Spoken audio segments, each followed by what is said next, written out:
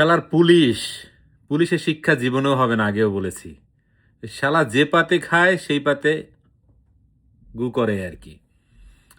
শালারা ঠিক তো হইলই না, আজকে অমুকরি পিটায় কালকে তমুকরি পিটায়। আসলে এরা যে কি করে আমি কিছু বুঝি না। আর এখন তো সব জামাত শিবির পুলিশে ভরপুর। তার প্রমাণ তো এখনই হচ্ছে। মুক্তিযোদ্ধা দে মায়ের, মুক্তিযোদ্ধা পরায় গলায় জুতা, মুক্তিযোদ্ধা কর ওইটা। আরে শালা, মুক্তিযুদ্ধ নিয়ে তোদের এত সমস্যা কেন? তোদের সমস্যা যদি মুক্তিযুদ্ধ নিয়েই হয়, তোদের সমস্যা যদি বাংলাদেশ নিয়েই হয়, তোরা যদি এতই ভাব নেস যে তোরা পাকিস্তানের প্রেতাত্মা, তাহলে এই দেশে আসিস কেন শালার বেটারা? দেশ ছাড়, ছেড়ে তোর বাবার দেশে যা, যে দেখ যে তোরা কেমন সম্মান পাইস।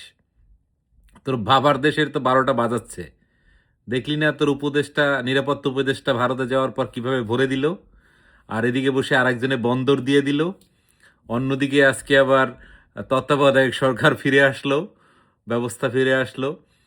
আসলে যে কি হচ্ছে এই বিচিত্র বাংলাদেশে, বোঝার মতো কারো কোনো সাধ্য নাই, না আমার, না আপনার, না অন্যদের। তাই এই বিচিত্র বাংলাদেশে যারা রাজনীতি করছেন তাদেরকে বলছি, সব কিছুর জন্য প্রস্তুতি থাকুন।